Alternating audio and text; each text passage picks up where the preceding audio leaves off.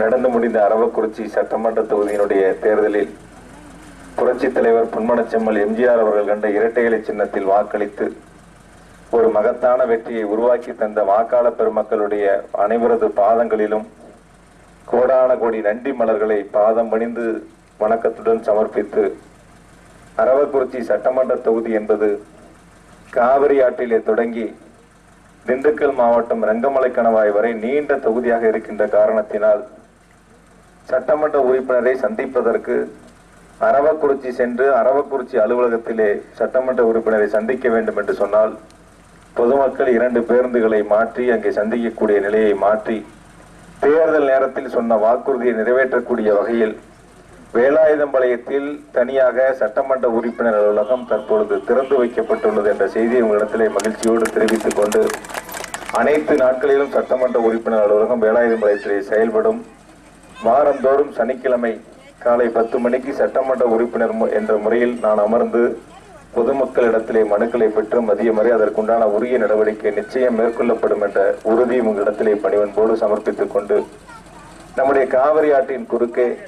தடுப்பணை கட்டுகின்ற கோரிக்கையை தேர்தல் நேரத்தில் வாக்குறுதியாக நாம் சொல்லி இருக்கின்றோம். அதற்கு முன்னதாக வேலாயுதம்பாளையத்தை தலைமையிடமாக கொண்டு புஞ்சைப்புகழூர் தனி தாலுகா அமைக்கப்படும் என்ற உறுதியும் இடத்திலே சொல்லி இருக்கின்றோம். நிச்சயமாக மாண்புமிகு அம்மாவுடைய பொற்கால ஆட்சியினுடைய சாதனை திட்டங்களுடைய தொடர்ச்சியாக கழகத்தினுடைய பொதுச் செயலாளர் மதிப்பிற்குரிய தியாக தலைவி சின்னம்மாவுடைய வழிகாட்டுதலின்படி மாண்புமிகு முதலமைச்சர் எடப்பாடி அண்ணன் பழனிசாமி அவரிடத்திலே எடுத்து சொல்லி நிச்சயம் இந்த கோரிக்கைகளை நிறைவேற்ற பாடுபடுவேன் என்ற உறுதி உங்களிடத்திலே பணிவன்போடு சமர்ப்பித்துக் கொண்டு, மேலும் ஒரு கூடுதலாக பல்வேறு நிலைகளிலே பல்வேறு வதந்திகளை பல்வேறு பேர் பரப்பி வருகின்றார்கள். இதற்கு முற்றுப்புள்ளி வைக்கக்கூடிய வகையிலே மாண்புமிகு அம்மாவுடைய அரசியலோடு அம்மாவுடைய ஆசியோடு மாணவரணி செயலாளராக கழகப் பணியை தொடங்கி பல்வேறு நிலைகளை உயர்வு தந்த தாய் புரட்சி தலைவி அம்மா அவர்கள் அம்மாவுடைய எண்ணங்களை அம்மாவுடைய லட்சியங்களை நிறைவேற்றக்கூடிய வகையில் நிச்சயமாக தியாக தலைவி கழகத்தினுடைய பொதுச் செயலாளர் சின்னம்மா அவர்களுடைய வழியில் தொடர்ந்து செயல்பட்டு